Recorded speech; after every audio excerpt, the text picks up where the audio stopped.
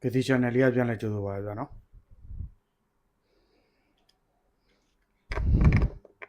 နော်ဒီနေ့ဘာမှလေးမပြောခင်ကျွန်တော်နည်းနည်းပူလို့ပေါ့နော်ပူလို့စွတ်ကြဲလေးနဲ့ပဲပြောလိုက်တော့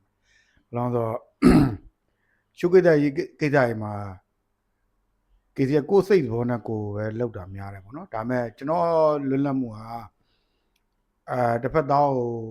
ပေါ့နော်တစ်ဖက်သားကိုမလေးစားသလိုဖြစ်သွားမှာစိုးလို့ပေါ့နော်အခုနောက်ပိုင်းကတော်တော်ကြီးအဆင်ကျင်နေရတယ်နော်သင်ကျင်နေရတယ်ဘာလို့ကိုယ့်အကြောင်းအဲ့လိုဒုရရလည်းမဖြစ်စေချင်တော့ဘူးเนาะဒုရရလည်းမဖြစ်စေချင်ဘာလို့တော့တချို့လူတွေကိုပြောချင်တာပေါ့နော်ခင်ဗျားတို့အမားသေးသေးလေးဆိုရင်ပဲအမားသေးသေးလေးကပြင်လို့ရတဲ့အမားဆိုရင်တော်သေးတယ်ဗျပြင်လို့ရတဲ့အမားဆိုရင်တော်သေးတယ်ပြင်လို့မရတဲ့အမားကြီးကိုကတော့အမားသေးသေးလေးလို့ရအမားရဲ့နောက်ဆက်တွဲကအမားကြီးတွေဖြစ်သွားရင်ပြင်လို့မရဘူးနော်ကျတော့ဒါဘူးတူရရအောင်နော်ဘူးတူရရအောင်ကျွန်တော်တခုဖွင့်ပြပေးမယ်ပေါ့နော်ပြီးရင်ကျွန်တော်နည်းနည်းပြောမယ်ပေါ့နော်ပြောမယ်ဆိုတာကျွန်တော်တချို့ဖုန်းကြီးပါလို့ချင်းပေါ့နော်နာမည်ရတချို့ဖုန်းကြီးနာမည်ဥတုမနာတို့ပါလို့ဆိုဒီမှာတယောက်ကျွန်တော်ပြောမယ်ဥတုမနာပေါ့နော်ဖုန်းကြီးနာမည်ဖြစ်နေဒါပေမဲ့ကျွန်တော်သူ profile အမှန်လဲတင်ထားတာမဟုတ်တဲ့အတွက်သူ့ကိုကျွန်တော်ဘယ်သူလို့မတတ်မှတ်ဘူးเนาะမတတ်မှတ်ဘဲနဲ့ကျွန်တော်ပြောမဲ့ဟာသူပါတယ်ပေါ့เนาะကြတော့ခင်ဗျားကိုပြောချင်တာကချို့မားတွေကပြင်လို့ရတယ်ချို့မားရပြင်လို့မရဘူးเนาะအကြောင်းဒီမှာတစ်ချက်ကြည့်လိုက်မှာအမှတေးလေးမှားလိုက်တဲ့အရာတခုကအကုန်လုံးအများကြီးပျက်စီးသွားတယ်ခင်ဗျာအမှကြည့်တာခင်ဗျာတေးလေးမှားလိုက်တယ်เนาะပြင်လို့မရတော့ဘဲနဲ့အမှဆုံးချုံမှုကိုကြည့်လိုက်အကုန်လုံးအမှအကုန်လုံးအမှဆက်တွဲအကုန်လုံးပျက်စီးသွားတယ်ခင်ဗျာနောက်ကြည့်တော့အကုန်လုံးတခုမှမကြံဘူးတခုမှမကြံဘူးအကုန်ပျက်စီးသွား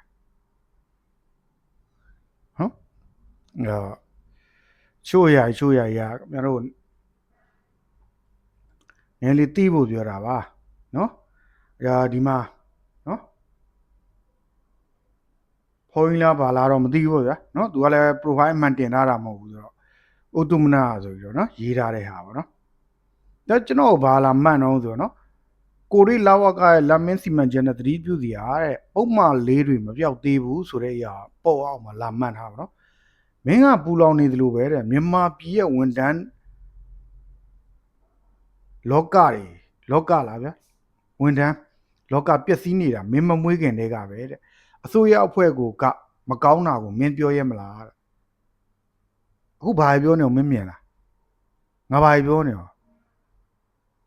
မင်းအုံနောက်ရှိဖို့လိုတယ်မင်းနဲ့ငါနဲ့ပြောလို့ငါလည်းမင်းနဲ့ငါနဲ့ပြောတာမင်းဘာကောင်ဖြစ်နေစောက်ကြည့်မဆိုင်ဘူးနော်မင်းပြောရဲလားမလို့ငါပြောနေတာဟဲ့အောင်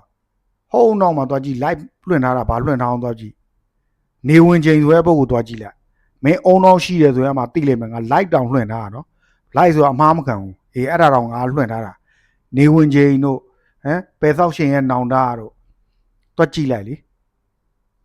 မင်းအုံနောက်မင်းထမင်းစားတယ်ဆိုအဲ့ဒါကြီးကဘာတွေပြောနေတာတော့မင်းကအဲ့ဒါကြီးမားမားမင်း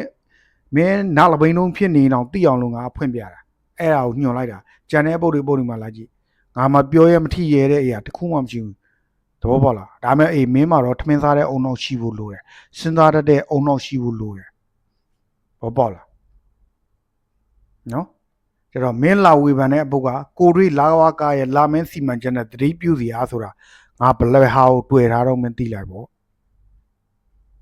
နော်မင်းညံ့တာလူမသိစေနဲ့မင်းနှုတ်ရသိတာငါအောက်မှာတချို့ရမမန်းနဲ့နော်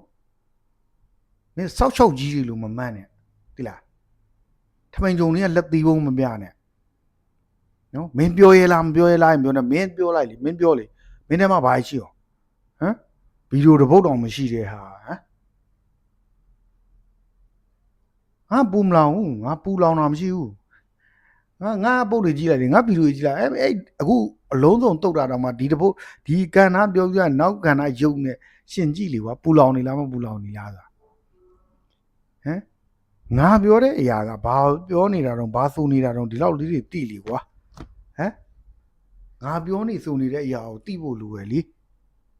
မင်းထမင်းမစားတာမင်းရောင်းမလို့လူအဲ့တစ်ဖက်ပိတ်မင်းတစ်ဖက်ပိတ်နေတဲ့အရာမင်းငါ channel မကြည့်တာကောင်းတယ်မင်းတို့ကောင်းတယ်ဒါပို့မလင်းပြောတာကျွန်တော် channel ကိုနော် KC channel ကိုကြည့်မယ်ဆိုခင်ဗျားတို့ပိတ်နေတဲ့လူတွေမကြည့်ပါနဲ့ဘယ်ဘက်ပိတ်မကြည့်နဲ့ခင်ဗျာဘာလို့ခင်ဗျားတို့ရဲ့တန်ဖိုးရှိတဲ့အချိန်ကြီးကုန်လို့ပြောတာခင်ဗျာတန်ဖိုးရှိတဲ့အချိန်ကြီးကုန်တယ်ခင်ဗျားတို့နော်ကြတော့ခင်ဗျားတို့နောင်ချိန်ကြမှာဟမ်ဒီမှာမေတန်းတို့ပြောသလိုဟာ KC channel လေးကိုလွမ်းလိုက်တာတွေဘာတွေဖြစ်နေမယ်ဟမ်ယောက်ျားထမင်းဝဝစာကြော်ဟဲကိုပြောနေလေထမင်းဝဝစာအဲ့ဒါမှနေကောင်းမှရဲတောင်းနိုင်မှကျမကိုရိုက်နိုင်မှကျမကိုမရိုက်လို့နော်ကျမကိုဟိုရင်တတဖြစ်နေတဲ့ဘာတွေလေဟမ်နောက်ပိုင်းငါရဲ့ဝေဖန်တဲ့လေးတို့မင်းတို့ပြန်လွမ်းနေရမယ်ဟဲ့အောင်ဘောပေါက်လားဟမ်စင်ထမင်းစားတဲ့လူတွေလူသားဆန်တဲ့လူတွေစဉ်းစားတဲ့တွေးခေါ်တဲ့လူတွေအတွက်ပဲငါကပြောနေတာနော်မစဉ်းစားမတွေးခေါ်တဲ့လူငါသိတယ်ပြက်စီးနေတာကြီးများတာကြီးငါသိလို့ငါပြောနေရလေဟမ်ဆိုတော့သူပြေးတာမင်းငါအမြဲတမ်းပြောတယ်ဒီနေရာမှာကီလို60ပဲမောင်းဆိုမင်းကမယ်ကီလို100နင်းသွားလို့မင်းကမယ်မှောက်သေးတာသေလေအမဟမ်ဒီမှာကီလို60ပဲမောင်းဖို့လမ်းညွန်ဆိုင်မှုရှိရင်ရှင်းလေးကီလို60ပဲမောင်းလေမင်းကမယ်ကီလို100နင်းမင်းကမယ်မှောက်သေးတာဘာလုပ်ပေးရမှာတော့ကိုရောသားနဲ့ကိုပဲဟုတ်တယ်မလားကျတော့နော်အကြောင်းဒီမှာကြော်ဟင်းအောင်သူမေတ္တာနုလွန်နေရလေတစ်ချက်နားထောင်လိုက်ရှင်များစားနိုင်မှာမြင်နေကောင်းမှာမြင်နေကောင်းမှာအရှိတောက်လို့ရမှာရှင်အရှိတောက်နိုင်မှာကျုပ်ရိုက်နိုင်မှာလေရှင်မရိုက်တာကြလို့တော့မသိပါဘူးကျုပ်မှာတခုခုလုပ်နေတယ်လို့ပဲတော့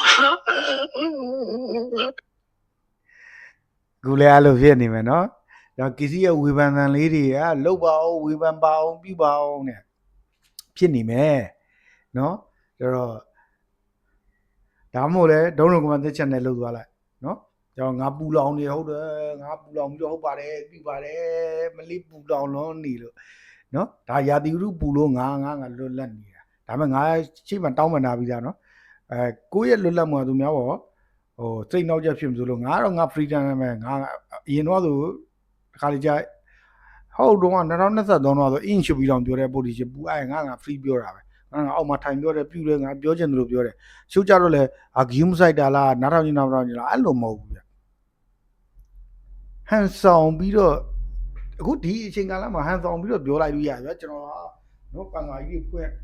အေးစေးနဲ့စတိုင်ကြပြောလိုက်လို့ရတယ်ဘာလို့မှာတော့ခင်ဗျာခုကေစီကိုပြင်มาလာကြည့်လေတခါလေးခင်ဗျာခမကောင်းခုနဲ့ခင်ဗျာအပင်သွားခွင်ခုန်နေတာပဲအတီးကြီးရခူရင်ခူးနေတာပဲခင်ဗျာဥမာကြာပန်းခူရင်ခူးနေတာပဲတွေးတယ်ကို freedom နဲ့ကိုပဲလေခင်ဗျာကျွန်တော်တို့ကခင်ဗျာ stay တွေနဲ့လည်းနေခဲ့ပြီလေဗျာခင်ဗျာ stay တွေနဲ့ခင်ဗျားတို့မထင်မှတ်လောက်တဲ့ stay တွေနဲ့လည်းနေခဲ့ပြီကေစီယာခင်ဗျာနော်အစီဝေးဝဲတွေ medium ဝဲတွေဟာတက်ခဲ့ပြီခင်ဗျာအဲ့ဒါကြီးဟန်ဆောင်နေလေဗျာမပြုံးပြချင်းလည်းပြုံးပြချင်းလေးပဲခုကေစီအခုလွတ်လပ်ပဲငါပြုံးပြချင်မှပြုံးပြမယ်လीလောကရှော်မနေနိုင်ဘူးခင်ဗျာဟိုလူကကိုယ်ပြုံးပြချင်မှမခေါ်ချင်မှမခေါ်ချင်မှဒီကြောပေးထားလိုက်တယ်ပြီးတော့ခေါ်ချင်မှမခေါ်ချင်ဘူးတကယ်ခေါ်ချင်တဲ့လူကကျွန်တော်အခုဆိုကျွန်တော်တပည့်လေးရှိရဲ့နော်ခါလေသူတို့သတိရလို့ဖုံးဆက်တယ်ဆရာဘာလုပ်နေဘာလုပ်သူတည်ရဘာမလုပ်ဘူးသူပြီးအဲ့ဒါသူတို့ပြောအလုပ်လေးပါလေးမင်းတို့ပြန်အားကိုရလောက်အောင်ငါဘဝပြက်မနေဘူးကျွန်တော်ခံရတာအေးငါအခက်ခဲဖြစ်ရင်တော့လှမ်းပြီးတော့ပြောရင်ပြောမယ်ငါဒါခဲဖြစ်နေတယ်တခါလေးကျကျွန်တော်AutoCAD နဲ့เนาะကျွန်တော်ကွန်ပျူတာမနိုင်နေဟာပါဆိုလို့ကျွန်တော်လှမ်းပြီးတော့ drawing လှမ်းဆွဲခိုင်းလိုက်တာဘာညာကူကတော့ရှိတယ်အဲ့ဒါပဲငါ့ကိုဘယ် drawing လေးဖြတ်ပြီး အဲ့ဒါလေးကို AutoCAD လေးနဲ့ဟိုတဲ့အဆောင်နော်အဲ့လိုချင်လို့အဲ့ဒါလေးငါတစ်ချက်တိုင်းပြီးထွာပြီးအဲ့လောက်ပဲ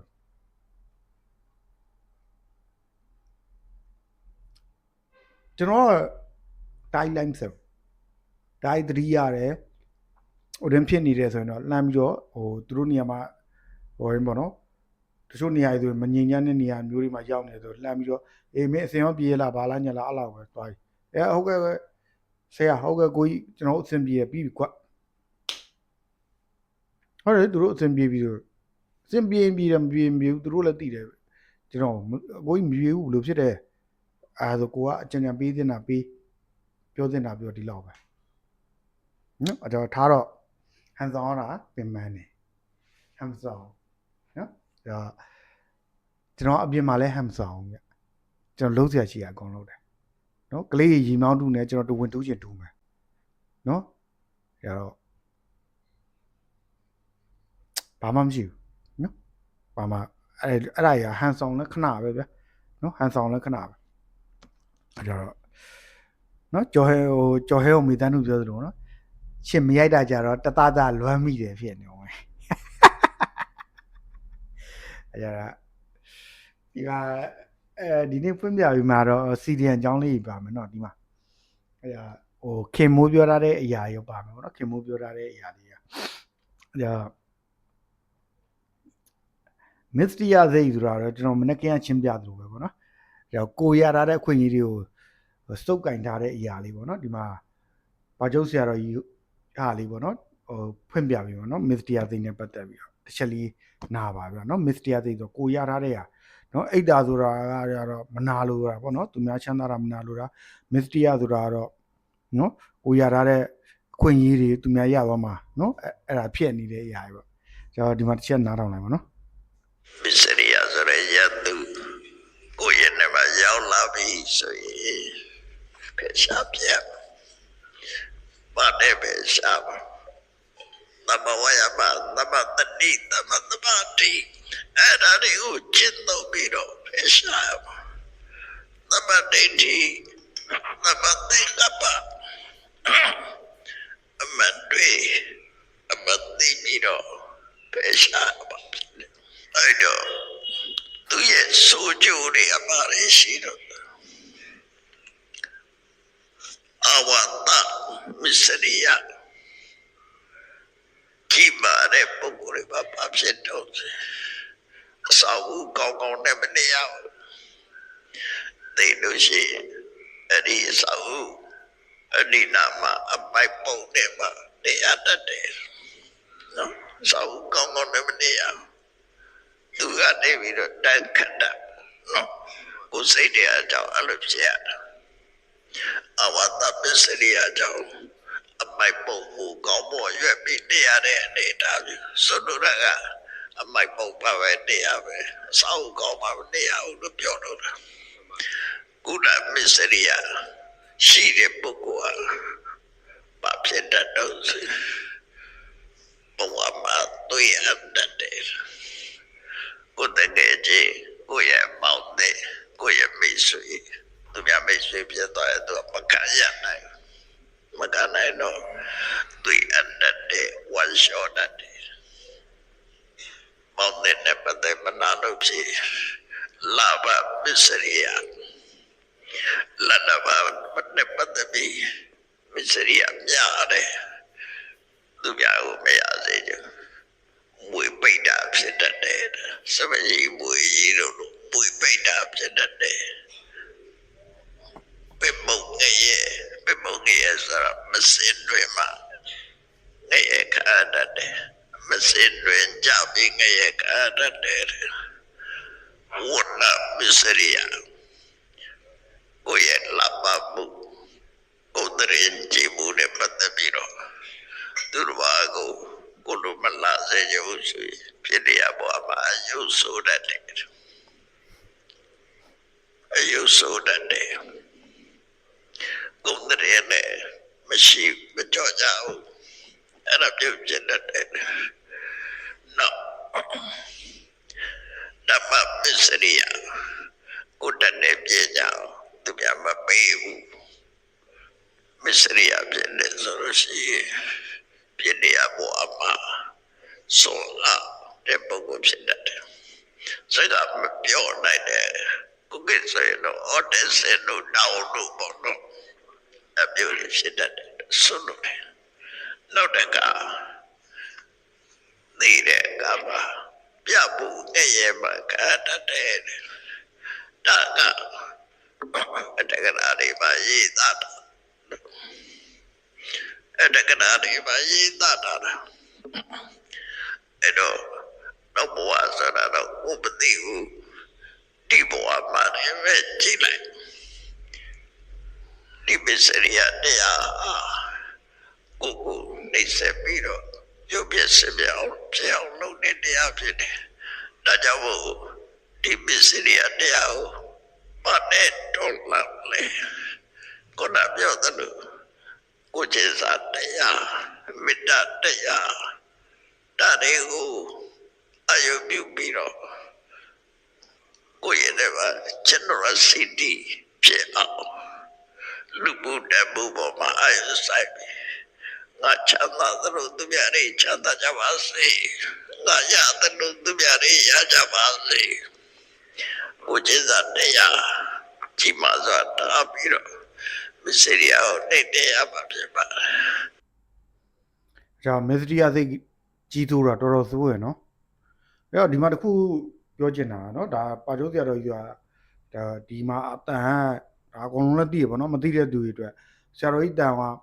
တိတ်အစင်မပြေတာဖြစ်တဲ့အတွက်အခုမနှဲညစ်ပြီးတော့နော်အားဆိုင်ပြီးတော့ဟောနေတာဖြစ်တဲ့အတွက်နော်ဒါကြိုပြီးတော့ပြောချင်တာပါနော်တချို့ကြောင့်မသိတော့ဆရာတော်ကြီးကဘယ်လိုဖြစ်နေအောင်ဖြစ်မလို့လို့အကုသိုလ်ခမောက်ဖြစ်မလို့နော်ဒါတချို့ကျမ်းမာရေးကြောင့်ပေါ့နော်ကျမ်းမာရေးကြောင့်ဘုန်းကြီးကအတန်တိတ်အစင်မပြေဘူးပေါ့နော်ဒါလေးသိဖို့လိုပါကျတော့အိတ်တာမစ္စတီယာစိတ်ထားတဲ့လူတွေနော်ဒီမှာကြည့်နော်ခင်ဗျားတို့မလာမဘာဖြစ်တဲ့အရာကြီးခင်ဗျားတို့အဲ့တော့ကိုချမ်းသာလို့သူများကိုခွင့်ရရလို့သူများခွင့်နေရဖို့လောက်တာတော့ကြောက်စရာကောင်းတယ်နော်ကေစီတို့ကတော့ရှင်းတယ်နော်ကျွန်တော်ကတပည့်မမွေးဘူးဗျကျွန်တော်လည်းတော်တဲ့သူတွေပဲကျွန်တော်မွေးတာကျွန်တော်ကလေးဆိုအတိဆုံးပဲကျွန်တော်လည်းပိုတော်တဲ့အရာကြီးသူတို့မှထူးချင်တယ်ဘာထူးချင်တော့ drawing tool လား AutoCAD ထူးချင်လား installation tool လား erosion tool လား fabrication tool လားအဲ့လိုနော်ထူးချင်တဲ့အရာကျွန်တော်တို့မြေတောင်မြောက်ပြီးတာပဲသွားချသူတို့နော်ထူးချင်တဲ့အရာဖြစ်အောင်လို့ဒါပေမဲ့တပည့်တော့မမွေးဘူးနော်ကိုခိုင်းတာလုပ်ပြီးတော့နော်ကျွန်တော်ပြောတာရှင်းဆုံးပြောတော့ကိုရှိဆုံးကံမှုပြောမှာမဟုတ်သူတို့ရဲ့ပါရမီတစ်ခုပါတယ်လူတယောက်မှာပါရမီကိုအဲ့ပါရမီတစ်ခုပေါ်မှာကျွန်တော်ကထွန်းတောက်စေချင်တာကျွန်တော်လည်းပိုတက်ပိုတော်တဲ့ဟာကြီးပဲကျွန်တော်လုပ်ခဲ့ရကျွန်တော်တော့ကြောက်လည်းပြပြကျွန်တော်နော်ကလေးဆိုလို့ရှိရင်ဒါကျွန်တော်တပည့်လို့မသုံးကြပါဘူးကျွန်တော်ကလေးဆိုလို့ရှိရင်ဂျပန်မှာရှိတယ်စင်ကာပူမှာရှိတယ်ထိုင်းမှာရှိတယ်နော်ခင်ဗျာ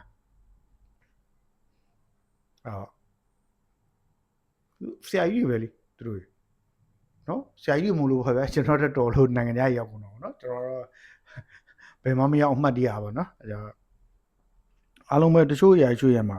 မစ္စတီယာစိတ်တွေလျှော့ပါနော်ကိုကရှင်းဆုံးပြမကောင်းဘူးနေ့ကင်းတော့လေကျွန်တော်တပုတ်တင်ထားရည်လေမကောင်းဘူးအကုသိုလ်တွေကရှော့လုပ်လို့ရတယ်ခင်ဗျာစဉ်းစားကြည့်ဗျအခု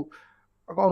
ပဲဖြစ်ပြီးလုံးလိုက်မပြလိုက်မယ်ဆိုအကုသိုလ်တစ်ခုလုံးလိုက်မယ်ဆိုမလုံးလေးရတယ်လေခင်ဗျာရှောင်လို့ရတယ်ဟုတ်တော့နဲသွားအကုသိုလ်နဲသွားဟုတ်ပြီကုသိုလ်ကောင်းမှုကြောင့်ပို့တိုးလို့လို့ရတယ်လေလုံးလို့ရတယ်ဟုတ်တယ်မလားခင်ဗျာကျွန်တော်တို့ဘက်စင်ဗျာအခုဆိုကျွန်တော်တို့စံ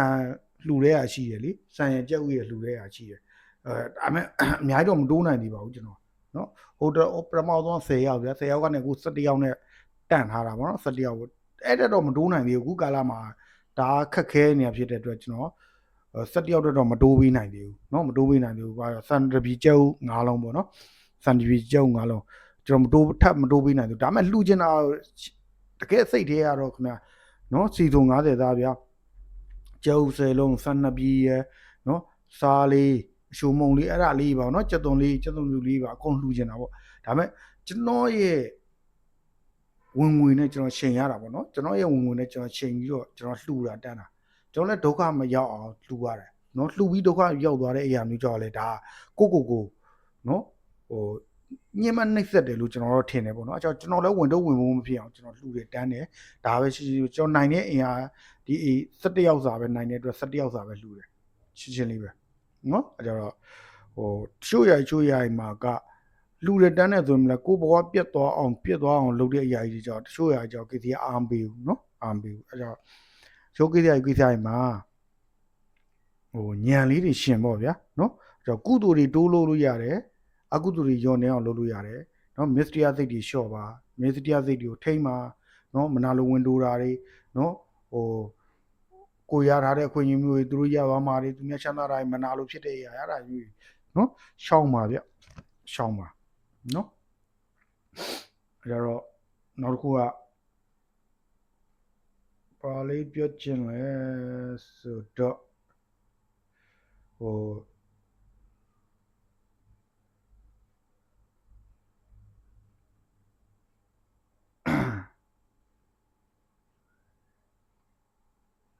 ဒီမှာပေါ့နော်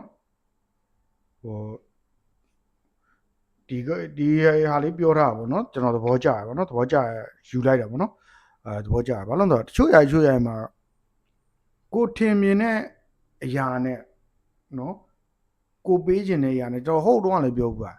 ကျွန်တော်လမ်းဘေးကကလေးကို1000ပေးလိုက်လို့ရှင်ကလေးပြောရင်ပြောမှာဒါပေမဲ့အဲ့1000ကကျွန်တော်တတိယူသွားပြီးရင်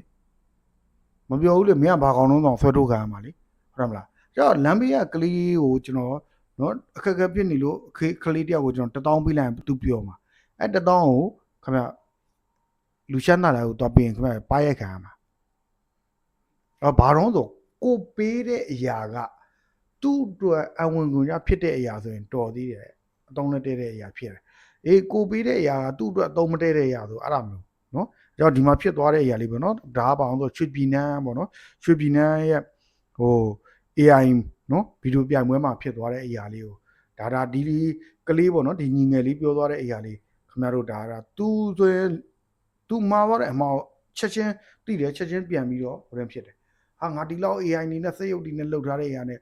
ဟိုရွှေပြည်နန်းလိုချင်တာ AI စက်ရုပ်တွေလိုချင်တာမဟုတ်လေသူရဲ့မြန်မာတနခါဖြစ်တဲ့အတွက်မြန်မာ user traditional နဲ့လာတဲ့အရာကိုလိုချင်တာဖြစ်တဲ့အတွက်အမှသူပြောသွားတဲ့အရာလေးရှင်းနားထောင်လိုက်နော်ဒါကျွန်တော်တို့ပြင်ရမယ့်အရာအဲကြောင့်မလို့ကျွန်တော်အမြဲတမ်းပြောမင်းလည်းပြင်ငါလည်းပြင်ဆိုတာဒါကြီးပြောနေတာခင်ဗျာရှင်းနားထောင်လိုက်ရွှေပြည်နန်း AI ဗီဒီယိုပြိုင်ပွဲလုပ်တယ်ဒီပြိုင်ပွဲမှာကျွန်တော်ပါဝင်ခဲ့တယ်ကျွန်တော်ဝင်ပြိုင်တဲ့ဗီဒီယိုက like share comment အများဆုံးပဲဒီဗီဒီယိုတော့လည်းကျွန်တော်အရန်ကြိုးစားခဲ့ရတယ်ပြီးတော့ရေးရုံပဲမဟုတ်ဘဲနဲ့ကိုယ်တိုင်ဝင်ပြီးတရုပ်ဆောင်အစင်းချင်းစီအဒီအကုန်လုံးကျွန်တော် Photoshop တွေရော After Effects တွေကိုသုံးပြီးတော့တခြား edit ပြီးတော့အကျန်းဆုံးဖြစ်အောင်ကျွန်တော်လုပ်ခဲ့ sound effect တွေမကြိုက်မချင်း music တွေမကြိုက်မချင်းပြန်ပြီး generate လုပ်ပြန်ဖြန့်ညက်ကပ်တခြားလေးဆက်ပြီးတော့ကျွန်တော်လုပ်ခဲ့နောက်ဆုံးဗီဒီယိုထွက်လာချိန်မှာလည်း 4K အကြီးကြီးရအောင်ကျွန်တော်upscale လုပ်တဲ့ app တွေကိုပတ်စံကိုခံဝယ်ပြီးတော့ 4K ဒီ upscale လုပ်ခဲ့ဒီဗီဒီယိုတစ်ပုဒ်လုံးအတွက်သုံးလိုက်ရတဲ့ credit တွေလည်းအများကြီးပဲဒါပေမဲ့တကယ်တော့ကျွန်တော်စုမရခဲ့ဘူးဘာမှမဟုတ်တဲ့ဗီဒီယိုလေးတစ်ခုကစုရပါတယ်ကျွန်တော်အချိန်ကြီးလူတွေပြန်မှန်းပြီးတော့အလားဟတ်ပဲကွာဒီဟာဝင်ပြခင်ကဖျားဝင်ပြလိုက်တယ်လို့ဖြစ်သွားတယ်ရွှေပြည်နန်းလူတွေပဲညစ်တာလားဒါမှမဟုတ်သူ့လူပဲသူပေးရလားအဲ့လိုတွေးနေကျွန်တော်လောင်းမြတ်ပြီးအဲ့တညလုံးကျွန်တော်အိတ်လို့မရဘူးနောက်ပြီးကျွန်တော် Facebook မှာတောင်းရမယ့် post တင်မယ်ပါညာဖို့ပြီးရင်ဒီ AI ဆိုတဲ့ဟာကြီးကိုဟိုကစိတ်ကုန်မှာဘာပြိုင်မှလည်းမပြိုင်တော့ဘူးအဲ့လိုတွေးဒီမှာတခုနားထောင်မှာတချို့ရအထင်လွဲမှားတာဒီညီငယ်လေးမှာသူကချစ်မှပြောလာဘာမဟုတ်တဲ့ဗီဒီယိုကရှုရသွားတဲ့ဘာညာကူပါဆိုမဟုတ်ဘူး तू အခုလက်ရှိ तू ခံစားနေရတဲ့ကျွန်တော်တို့လည်းတူပဲလေကိုတရားဆိုင်တာတဲ့အရာတခုကအရာမထင်ဘူးပါဘူးဆိုအဲ့လိုပောက်ကွဲမဲ့အရာကို तू အတိတတိနဲ့ပြန်ရှင်ပြီးတော့လှုပ်သွားမဲ့အရာတွေကိုကျွန်တော်တို့ကတွက်ရမှာငေါကို तू ရှင်းပြမဲ့အရာဒီမှာလာမှာတချို့ကြတော့အဲ့ချိန်မှာဟာဘာမဟုတ်တဲ့ဗီဒီယိုကွာဆိုတဲ့အရာပေါ့နော်အတိုင်းပြောတာမဟုတ်အတိုင်းပြောမယ်ဆိုတဲ့အရာမျိုးနော်တချို့ဟာကြီးကတီရှာလေးဂဂနာနာနားထောင်ဖို့လိုတယ်ဂဂနာနားထောင်ဖို့လိုတယ်အခုဟာဟိုမှာထပ်ပြီးတော့တီရှာထပ်နားထောင်လိုက်နော်ဒီကခဏလေးမဝေဖန်နဲ့နော်အဆုံးထိကြည့်အဲ့လိုတွေးတယ်မှန်လားဆိုရင်မှန်ဘူးအဲ့ချိန်မှာအကိုတယောက်ကကျွန်တော်စီဖုန်းဆက်လာပေါ့နော်သူ့စကားတွေအရန်တန်မိုးရှိလို့ပြိတ္တကြီးကိုပြန်ပြောပြချင်တာသူကကျွန်တော်ကိုနားလေတယ်ခုနကလိုမျိုး negativity အတွေးပေါ့နော်ကျွန်တော်တွေးခဲ့တဲ့အဲ့လိုမျိုးဟာဟိုရွှေပြည်နာမှာပြောဦးအားလုံးတင်မှာဆောင်းလောင်ပြီးဖြစ်နေတဲ့အတွေးတွေက APN ဆိုတဲ့ကောင်ကတော့တွေးမှာပဲဘာလို့တွေးမှာလဲဆိုတော့သူပင်မန်းခဲ့တာသူပဲသိရအောင်သူပြီးဆက်ခဲ့တာသူပဲသိရအောင်ဒါပေမဲ့သူပြောပြတာကကျွန်တော်ကအဲ့ APN ဆိုတဲ့နေရာကနေမဟုတ်ဘဲနဲ့အပြင်ကိုထွက်ကြည့်လိုက်တော့တခြားလူတယောက်နေရာနေပြီးတော့ဒီပြန်ဝဲတစ်ခုလုံးခြုံငုံမိကြည့်လိုက်ပေါ့နော်အဲ့လိုခြုံငုံကြည့်လိုက်မယ်ဆိုရင်ရွှေပြည်နန်းဆိုတာဘာလဲဓမ္မတနခါဓမ္မယူရာတနခါ အဲ့တော့ခုန APN လောက်ထားတဲ့ဗီဒီယိုမှာဆိုင်ဆိုင်နေပူပေါ်ဒီပေါ်နဲ့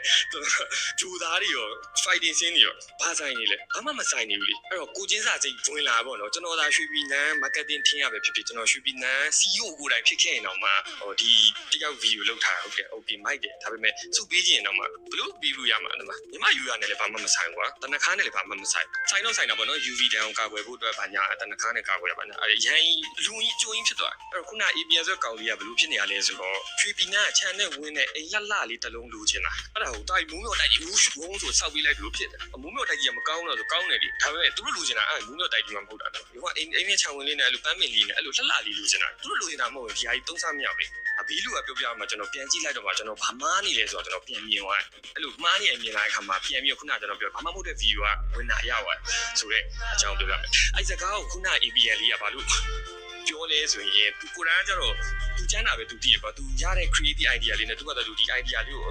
ဟိုကောင်းတယ်ပေါ်ပြီးလုံးဝအကျန်းဆုံးဖြောင်းလုပ်မယ်ဆိုပြီးတော့သူဖြတ်တန်းလာတဲ့ပုံစံကြည့်ရလဲအဲ့လိုမျိုး sci-fi တွေပါသူဘောနာပိုင်းစက်ရုပ်တွေပါတမသူလုပ်နေရဟာ game company တွေဒါမှမဟုတ်ကြော်ညာရေးဖုန်းကြော်ညာရေးပါတော့ဆိုတော့အဆင်ပြေမှာပေါ့ဒါပေမဲ့ဒီရွှေပြည်နိုင်အတွက်အဆင်မပြေဘူးဆိုတော့သူမသိတော့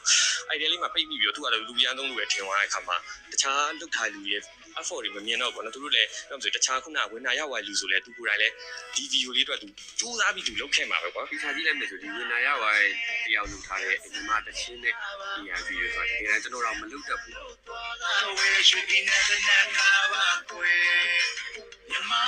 းမူးတော့တိုက်ကြီးသူမဆောက်တတ်ဘူးလို့ပြောလို့မရဘူးကွာ AI ဖြစ်မှာအချိန်ကြရင်ဒီလာလိုက်ဒါတွေကဖြစ်လာမှာခုနကမာနာရဲ့ဖုန်းလွှမ်းသွားတဲ့ခါမှာတော့ဒီညာကိုမကောင်းချယူမြင်လာပေါ့နော်ပြီးရင်တကယ်တမ်းခုနဝင်နာရောက်သွားလူကလည်းသူမူးတော့တိုက်ကြီးဆောက်เสียရလည်းမလို့ဘူးသူ့ရွေးချက်ကလည်းမူးတော့တိုက်ကြီးမဟုတ်ဘူးဟုတ်တယ်ဆိုရွှေပီနာကလူချင်းနဲ့ခုနချမ်းနဲ့ဝင်းနဲ့ဗမ်းမြက်လာလေးနဲ့ဆိုရင်အင်ညာလေးတစ်ခုသူအကောင်းဆုံးပုံဖော်ပေးနိုင်ခဲ့တကယ်အကောင်းထဲပေါ်နိုင်ခဲ့တယ်ဘေးလူနေရာကြည့်မယ်ဆိုရင်ဒီဗီဒီယိုလေးဟာဒါတကယ်ကို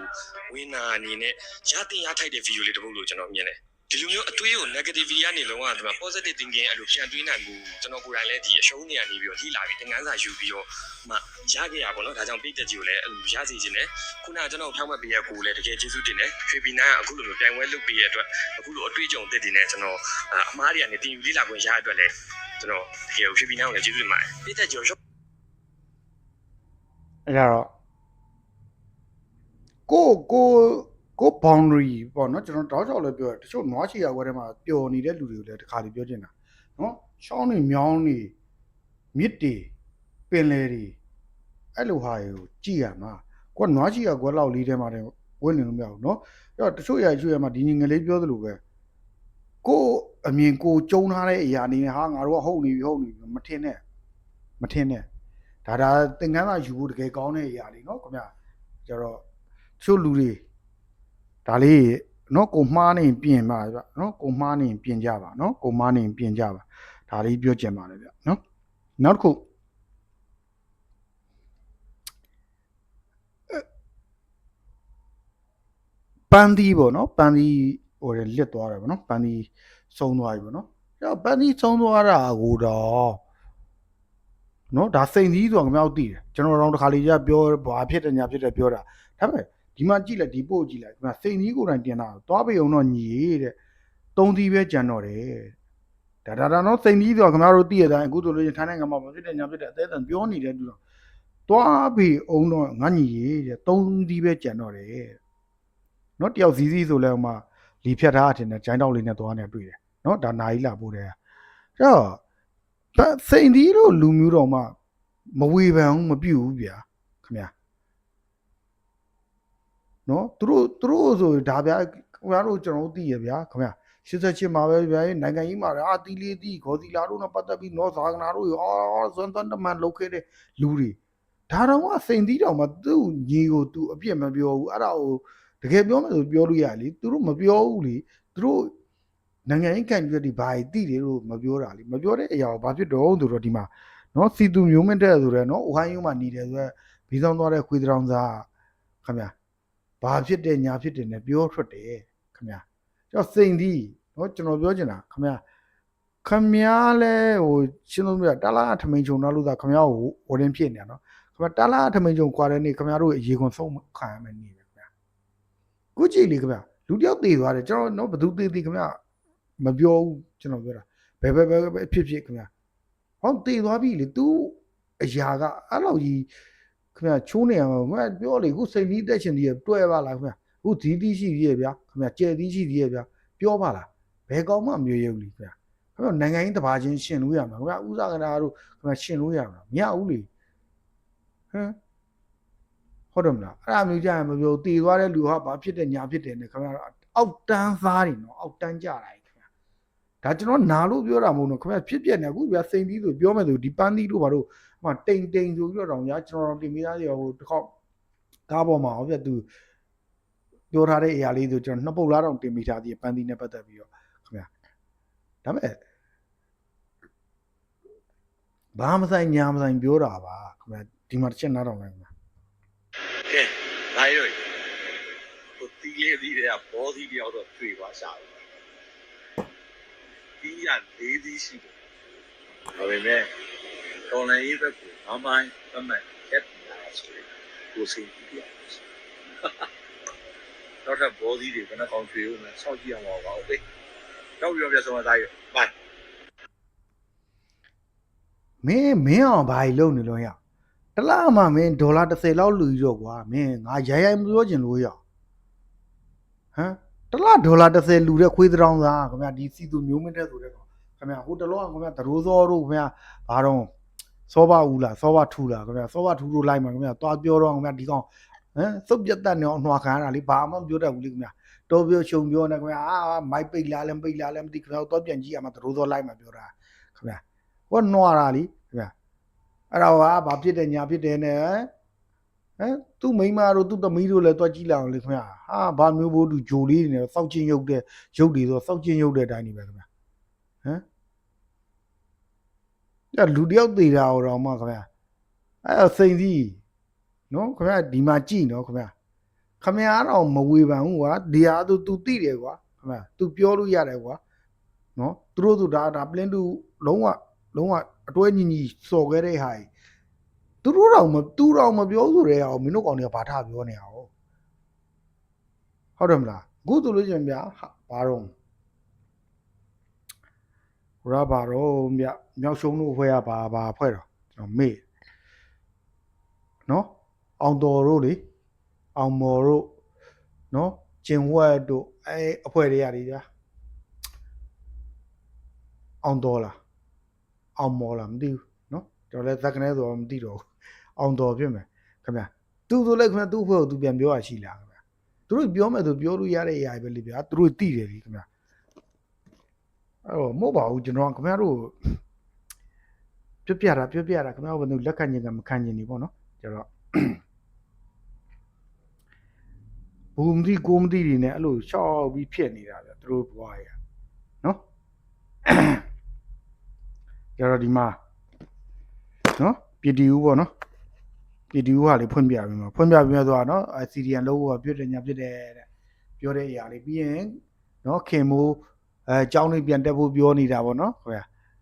အဲ့တော့လှိုင်ဝင်းလည်းပြောတယ်လေအခုဆိုခင်မိုးလည်းထွက်ပြောလိုက်ကျောင်းတက်ဖို့ပြုတွေဇလန်းနေရခင်ဗျနော်အကြောင်းဒီမှာ CDN လို့ဖို့နော်ပြည်တီဦးပြောခဲ့တဲ့အရာချက်နာတော့မှာ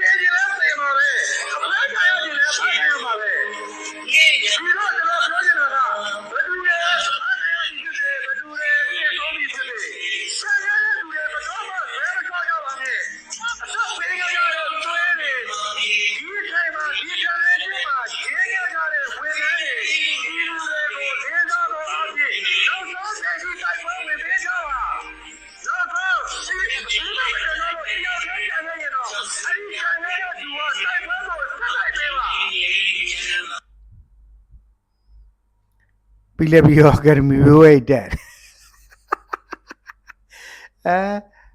ငါတို့ကဘတော်မှသွေးမကြောက်ဘူးကွာဘာဖြစ်တယ်ညာဖြစ်တယ်တွေပြောခဲ့တဲ့ဟာเนาะအဲကြောင့်ထားတော့เนาะဒါခင်ဗျားတို့လည်းသိပြီးသားဆိုတော့ဒါပြောရမယ့်အရာမလို့ပြောတာလေเนาะပြောရမယ့်အရာမလို့ပြောတာခင်ဗျားတို့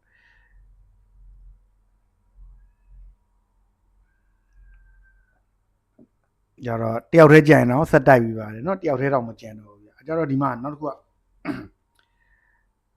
နော်စကိုင်း Federal Unit ဂျာကာလာဆိုတဲ့ပလဲမြို့နယ်ကလောက်ပြောထားတဲ့အရာလေးပေါ့နော်ကျတော့အတိပေးတာပေါ့နော်ကျောင်းအနှံရေးအတွက်အားပေးစီယုံကူညီနေသူများသတိပေးချက်ဆိုပြီးတော့နော်ပြည်သူ့အုပ်ချုပ်ရေးအဖွဲ့ပလဲမြို့နယ်ကနော်စာထုတ်ထားတဲ့အရာလေးပေါ့နော်အဲ့ဒါလေးဖတ်ပြပေးမယ်ဗျသူတို့ပြည်တော်စုသမ္မတမြန်မာနိုင်ငံတော်စကိုင်း Federal Unit ဂျာကာလာမြို့နယ်ပြည်သူ့အုပ်ချုပ်ရေးအဖွဲ့ပလဲမြို့နယ်စာအမှတ်ပါလာမ0301001စီမံဆိုပဲရက်စွဲတဲ့2026မေလ26ရက်နေ့တဲ့တို့တိုက်နေပါဖပကဖများအားလုံးနဲ့ရက်ကျွေးပါအားလုံးကျောင်းနေမြေကျောင်းမိသားစုခေါင်းဆောင်များအားလုံးပေါ့နော်ဒါအကြောင်းရတဲ့2026ပညာသင်နှစ်စစ်ကောင်စီကျောင်းများတွင်နဲ့ကျောင်းအနှံသည့်မိဘများနှင့်ကျောင်းအနှံရေးအတွက်အားပေးစီယုံလှုံ့ဆော်ကူညီပေးနေသူများတတိပေးအတိပေးဆောင်ရွက်ရန်အကြောင်းကြားခြင်းစကိုင်းဒေသနဲ့ရင်းမပင်ခရိုင်ပြည်လဲမြို့နယ်တွင်အန်ယူဂျီဂျာကလာပညာရေးစနစ်အကောင့်တွေဖော်ဆောင်ရွက်ရန်အတွက်လုပ်ငန်းစဉ်မူဝါဒများချမှတ်၍ကြိုးစားဆောင်ရွက်လျက်ရှိပါသည်တဲ့၎င်းကဲ့သို့လုပ်ငန်းစဉ်များမူဝါဒများချမှတ်ဆောင်ရွက်ရာတွင်စစ်ကောင်စီ၏စီယုံဖျားယောင်းသွေးဆောင်မှုကြောင့်တော့၎င်းအန်ယူဂျီဂျာကလာပညာရေးစနစ်ကိုဖျက်လို့ဖျက်ဆီးလုပ်လို့သောစန္ဒများကြောင့်တော့၎င်းနော်စစ်ကောင်စီလက်အောက်ခံဘကကျောင်းများကိုပိုင်ထက်တန်းကျောင်းများစစ်ကောင်စီဖွင့်လှစ်ထားသောကျောင်းများနော်ယဉ်ကျေးမှုအမိခံဘကကျောင်းများတို့တွားရောက်အနှံလျက်ရှိပါသည်တဲ့၎င်းကိစ္စရပ်များကိုလည်းလုံးဝပပျောက်နိုင်ရေးအတွက်လုံးဝစိုက်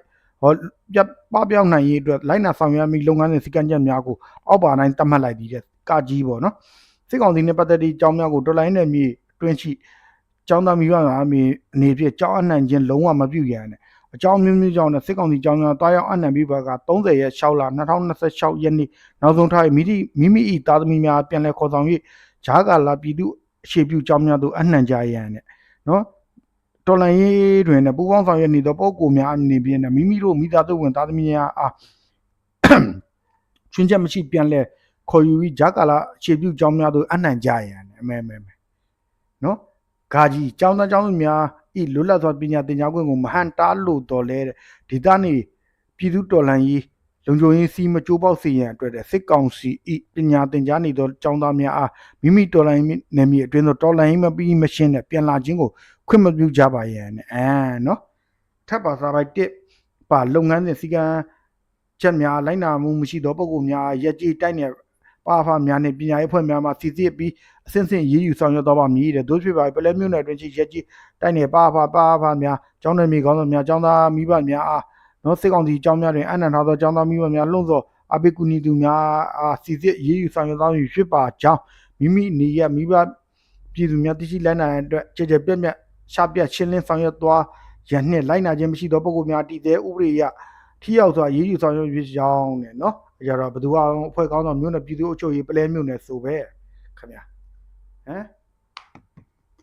ကြောက်ဘယ်ဥပဒေနဲ့ပြောသားမအောင်ဘယ်ဥပဒေပြထိုင်းပြီးတော့ဘာကြီးနဲ့လုံတော့စောက်ရှက်မရှိတာကိုယ်တိုင်ကြောက်လည်းဘာမှမလုပ်နိုင်ဘူးကြတော့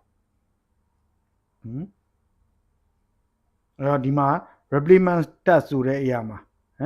ခင်ဗျာလူတွေပုံဩပြီးတော့ဖြစ်နေတဲ့အရာတွေနေတာမဟုတ်ဘူးနော်အဲ့ဒါမသိဘဲနဲ့တော်ပြောချုံပြောတော်ပြောချုံပြောခင်ဗျာအဲကြတော့ဒီမှာနော်ရောင်ကြီးပွေဆိုတဲ့နော်စီဒီအန်ကျောင်းဆရာဆိုတဲ့ဟာလေးလည်းဖတ်ပြပေးဦးမယ်ဟောဆရာနော်စီဒီအန်ကျောင်းဆရာတဲ့ရုံမတက်ရှင်လို့ရုံထွက်ခဲ့တာမဟုတ်ဘူးတဲ့တိုင်းပြည်အနာဂတ်အတွက်ဆုံးဖြတ်ခဲ့ကြတာပါတဲ့ကျောင်းဆရာပဲတဲ့ကလေးတွေကိုပညာသင်ပေးချင်တာပေါ့တဲ့ဒါပေမဲ့တိုင်းပြည်အမှောင်ကျတဲ့အထဲမှာကျွန်တော်တို့ပညာကြီးကျွန်တော်တို့ဘလောက်ပညာပေးနိုင်ပါလဲဒါကြောင့်ရုံမတက်ပဲရုံထွက်ခဲ့ကြတာတဲ့အနာရှင်ကိုတွန်းလှန်ဘွာကြီးကျွန်းပြန်စစ်ကြုံတော့မခံဆိုတဲ့စိတ်နဲ့ကျွန်တော်စီဒီအန်လောက်ခဲ့ပါတယ်အခုတော့ရောင်နီလာတဲ့အရှမ်းတာဝန်ယူနိုင်တယ်လို့ထမ်းပြီးအညာစာသင်ခန်းလေးမှာဆက်လျှောက်လှမ်းလျက်ပေါ့တဲ့ရောင်ကြီးပွေလျှောက်လှမ်းလေမင်းတို့မင်းတို့ဘယ်သူကအတိမတ်ပြုနေတော့မင်းတို့ရှင်းချင်းတော်မှာစောက်ပြဿနာကြီးတက်နေရမယ်ချက်စရာတော့ကောင်းတယ်အဲ့တော့ပြောရင်လည်းမကြိုက်ဘူးနော်ပြောရင်လည်းမကြိုက်ဘူးတို့ကပြီးရင်လည်းဘာတော့ဆိုဘာမှလည်းမဟုတ်ပြောရင်လည်းမကြိုက်ဘူးပြီးရင်လည်းဘာမှမဟုတ်ပြီးရင်လည်းသူတို့ရှင်းချင်းနေဖောခင်ဗျာအဲ့တော့နော်ဒီမှာတစ်ချက်ကြည့်လိုက်အောင်နော် ကျွန်တော် replement stat ကိုတဲ့နော် please ဟုတ်တယ် replement stat နော်အမှတစ်ချက်ကြည့်လိုက်ပါအမှနော်အဲ့ဒါပြန်ဖြေဖို့အတွက်တဲ့နော်ကိုယ်အသက်အရွယ်နဲ့ခင်ဗျားတို့နော်ကိုယ်အသက်အရွယ်နဲ့ပြန်ပြီးတော့အဲ့ grade တွေကိုအမှနော်ဒီ test ဖြေပြီးလို့ချင်းအောင်လို့ချင်းတန်းတက်လို့ရတယ်ဆိုတဲ့အမှနော်မိပါတယ်နော်တကယ်လေနော်ဘူမီကိုမဒီလို့ပြောပြန်တော့လဲခင်ဗျားတို့ကမကြိုက်ပြန်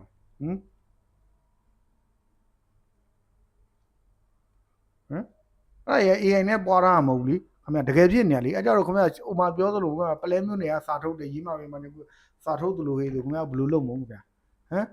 သူတို့ကြတော့လေဘာလုပ်ပြီးနိုင်လို့ဆိုဘာမလုပ်ပြီးနိုင်ဘူးဘာအမကန်ချက်ပြီးနိုင်ဆိုလဲဘာအမကန်ချက်ပြီးနိုင်ခင်ဗျာ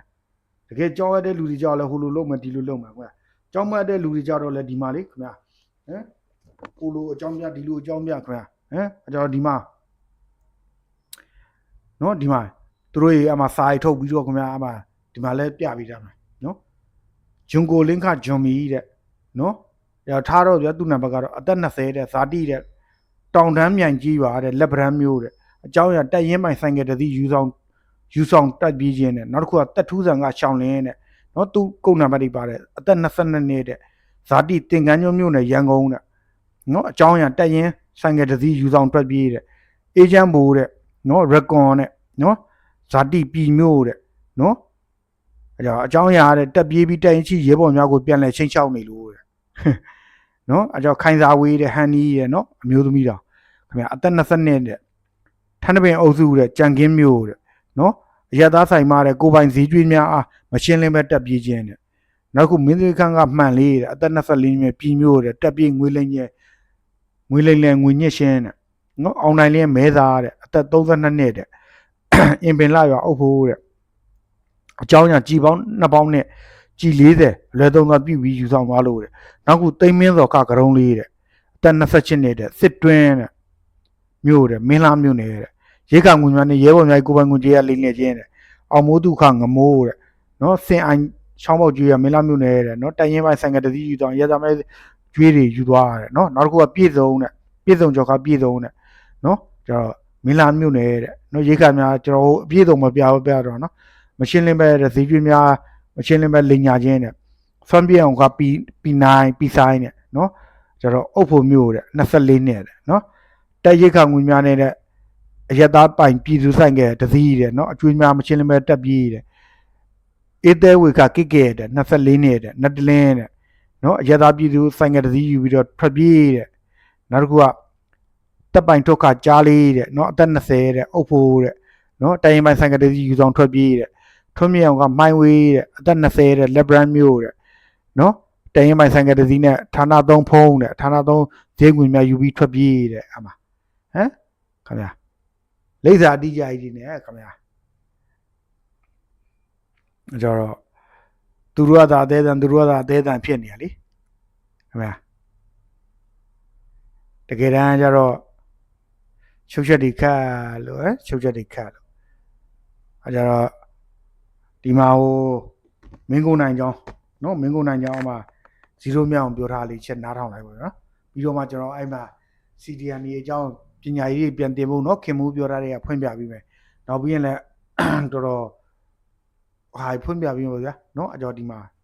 0မြောက်ပြောထားချက်နားထောင်လိုက်ဦးမင်းကိုနိုင်ပြည်သူ့ကိုရင်စုချင်းမြင့်ခံရတဲ့ဒါကတော့မင်းကိုနိုင်ယူတတ်တော့ပြည်သူ့ကိုရင်အချင်းကလည်းပြည်သူ့ကိုရင်စုချင်းမြင့်နေတာနော်ဒီလူတွေကိုကျွန်တော်တော်တော်များများမဲဆောက်မှာကျွန်တော်တွေ့ဘူးတယ်နော်ဒါအခုမင်းကိုနိုင်အောင်လဲမှာအကုန်လုံးမအနေကြပြန်ပြီကျွန်တော်တော်လိုင်းရေးထဲမှာမင်းကိုနိုင်မလုပ်ခဲ့လဲဆိုတော့ force ဆုပ်တွေဆုံးဖြတ်ချက်အမှားတွေပေးရတာအပြင်တော်ထဲမှာကြပြဆက်ပြီးတော့ဟင်းချက်နေရပဲကျွန်တော်တွေ့တယ်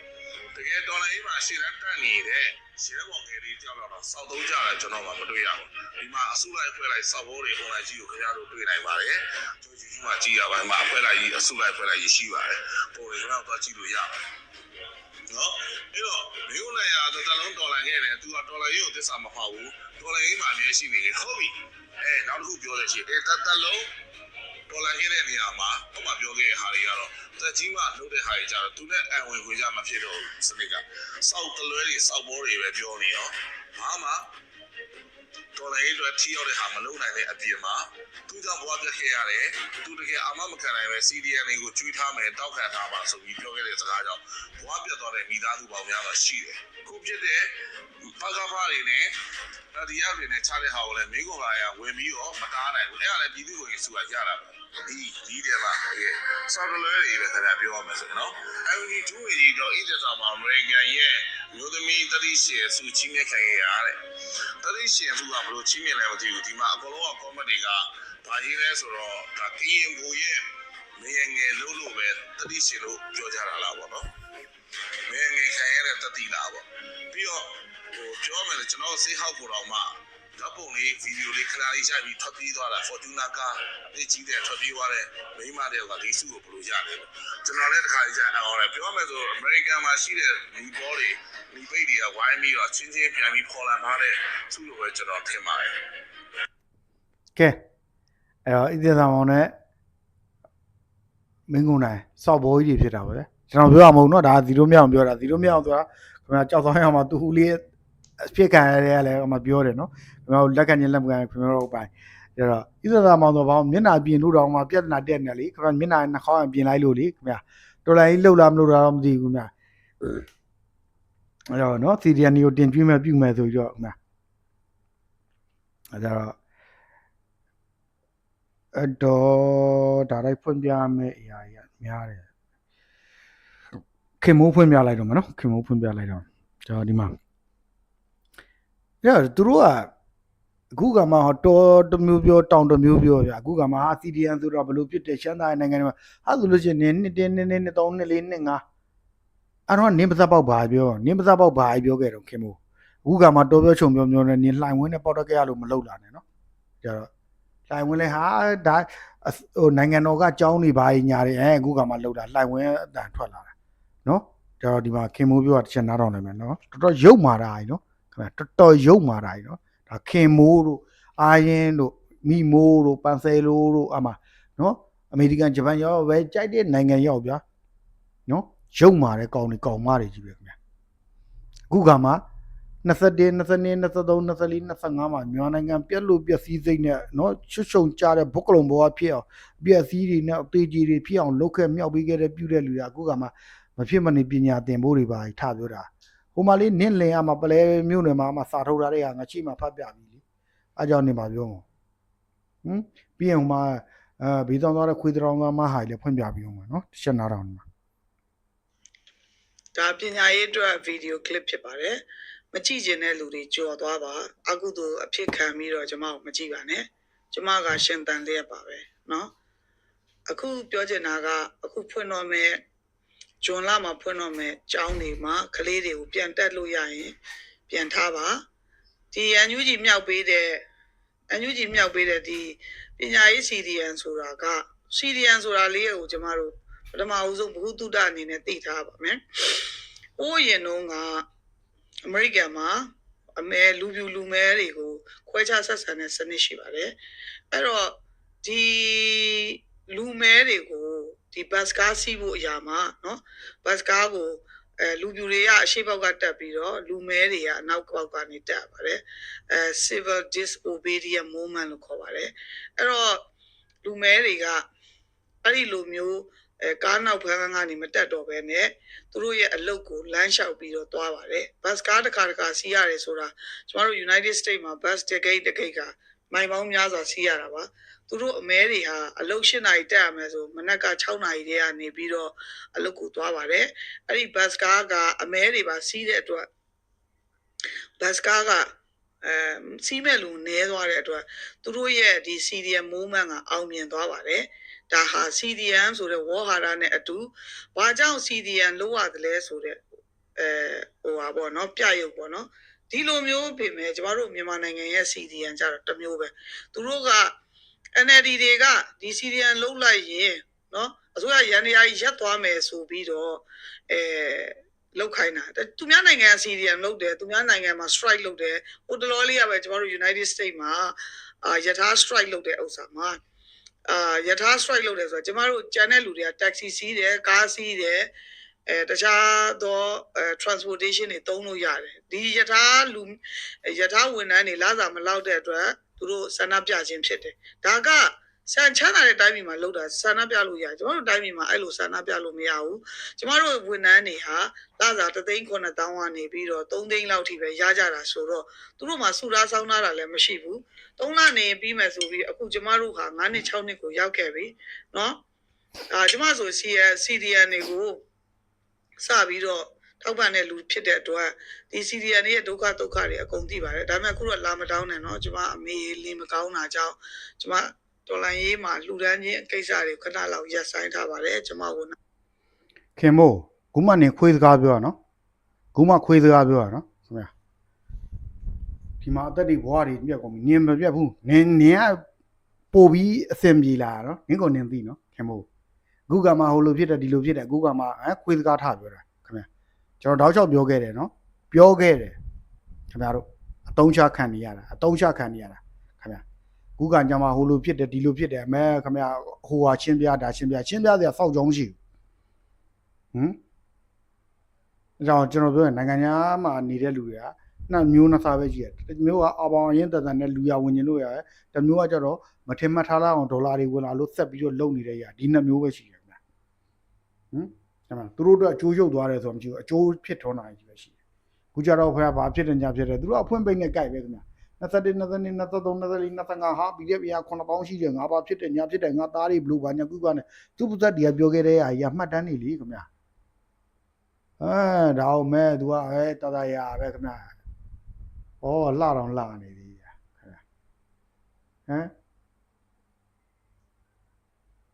နားထားပါတယ်ပြုထားပါတယ်ဒီမှာဘွားတွေအသက်တွေပြီးလာတဲ့ဟာကြီးတည်လာတဲ့ဆိုးတဲ့ဘွားကြီးငါတောက်ချောက်ပြောတော့တည်လာတဲ့ဆိုးတဲ့ဘွားကြီးမှာလူငယ်ဖြစ်နေကြွားကြည့်လူငယ်တွေအများကြီးပဲနော်တည်လာတဲ့ဆိုးတဲ့ဘွားကြီးအများကြီးပဲငါမြောက်ပြီးမဲဆောက်မှာတွားကြည့်ခင်ဗျာဘရိုစောသမင်းတို့ပြောတော့စစ်ဖြစ်တာနှစ်ဖက်တည်တယ်ပြတည်လာတဲ့ဆိုးတဲ့ဘွားကြီးဖြစ်နေတယ်ဆိုတာအဲ့ဒါခင်ဗျာစစ်ဖြစ်တာနှစ်ဖက်ဖြစ်တယ်ကျွန်တော်သိတယ်ဒီဘက်စစ်တပ်ဘက်မှာလည်းခင်ဗျာကျွန်တော်ပြောတယ်တည်နေနဲ့ကြီးရနေမိုင်းကြီးဘုံနေနဲ့ပြစ်နေရလေခင်ဗျာဟုတ်တယ်မလားဘာမှအာမခံချက်မရှိတဲ့ရဒီဘက်ကခင်ဗျာသူကဘလို့ပဲဖြစ်ဖြစ်အာမခံချက်ကရှိသေးတယ်ခင်ဗျာလူငယ်တွေတုံးကြပြီးချမ်းသာသွားတယ်လူအစင်ပြေသွားပြီဟိုမလေးမျိုးရအောင်သိဆိုခင်ဗျာဒေါ်အမ44လမ်းကိစ္စမှာဒေါ်လာ4သိန်းလောက်ပိုက်သွားတဲ့အရာတွေခင်ဗျာအန်ယူဂျီဝင်ကြီးတွေတယောက်ကိုဒေါ်လာ10 သန်းစီပိုက်ထားတဲ့အရာတွေခင်ဗျာအဲ့ဒါဘယ်လိုလုပ်မှာအဲ့ကြတော့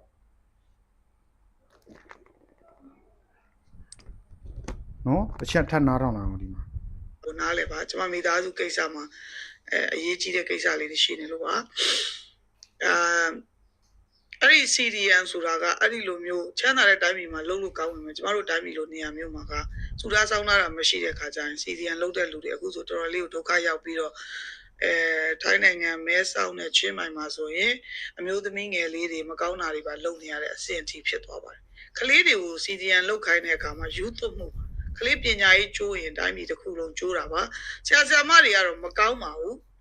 နော်ဆရာမတွေကတော့ကျမတို့စစ်တပ်ကဟိုစိတ်ကြိုက်စကားစားရဲ့စိတ်ကြိုက်ရွေးချယ်ထားတဲ့ဆရာမတွေတိတ်ပြီးတော့အလုတ်ကင်သိမပြေတဲ့ဆရာမတွေလုံနေတာဖြစ်တဲ့အတွက်စေတနာကကျမတို့ငငယ်တုန်းကလို့တော့ရှိမှာမဟုတ်ဘူးသို့တော်လည်းကျမပြောချင်တာဘာလဲဆိုတော့ဒီကလေးဆိုတာက social ရှိရပါတယ်နော် social ကောင်းမှုအတွက်ဒီကလေးတွေကအကြောင်းမှာသွားပြီးတော့စာသင်ရပါတယ်အဲ့တော့အကြောင်းမှာစာသင်ရတဲ့အတွက်ဒီကလေးတွေကိုနီးစပ်လို့တကယ်လို့စစ်ဒုက္ခမရှိတဲ့နေရာမျိုးပေါ့နော်ပေါင်900မချမဲ့နေရာမျိုးပေါ်မှာရှိတဲ့ကလေးတွေကိုစာသင်ပေးပါကျောင်းတက်ခိုင်းမှာစာသင်ပေးပါကလေးတွေကို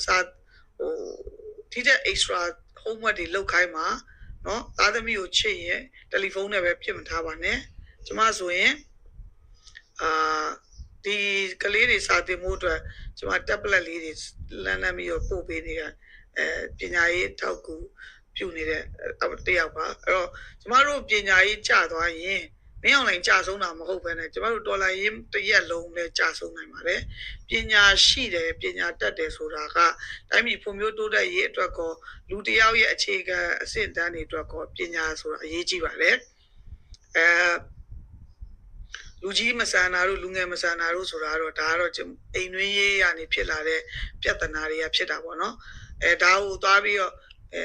ပြောဆိုနေမယ်ဆိုဝေဖန်ထောက်ပြနေမယ်ဆိုရင်ဒါကျမကိုလက်ညှိုးငေါက်ငေါက်ထိုးတယ်နဲ့တူတာပေါ့နော်ကျမခြေလမ်းမှားသွားတာပါ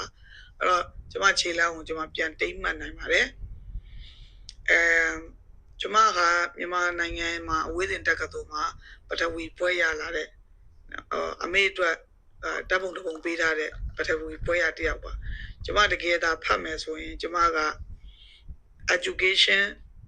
BED ပေါ့နော်အဲ့လို education ဆရာမတယောက်ဖြစ်ချင်တယ်ဒါတမဲ့ကျမဒေါ်လာရေးမှာကျမနောင်နာရမိတာတခုရှိတယ်ကျမဖေကကျမကို law ဖတ်ခိုင်းတယ်ရှေ့နေဖြစ်ဖို့အတွက်သူ့ဘေးနားမှာရှေ့နေတွေရှိတဲ့အတွက်ကျမကို law ဖတ်ခိုင်းတယ်ဒါပေမဲ့ကျမရှေ့နေမလုပ်နိုင်ခဲ့ဘူးမြန်မာပြည်ရဲ့တရားဥပဒေနဲ့ကျမရဲ့စိတ်နေစိတ်ထားနဲ့အဆင်မပြေနေဘူးအဲ့တော့ကျမရဲ့စိတ်နေစိတ်ထားနဲ့အဆင်မပြေနေတဲ့အခါကျတော့ဒီဥပဒေကလည်းကျမအမြဲတမ်းထောင်နှန်းဆန်နေရမယ်အငယ်ဦးကြီးမြင့်တို့လိုပဲဒီလိုမျိုးတိုင်းပြည်အခြေအနေတွေကိုဆွေးနွေးသုံးသပ်နေမယ်ရှေ့နေတယောက်ဖြစ်နေမှာပဲဥပဒေကြကြပြောနိုင်တဲ့လူ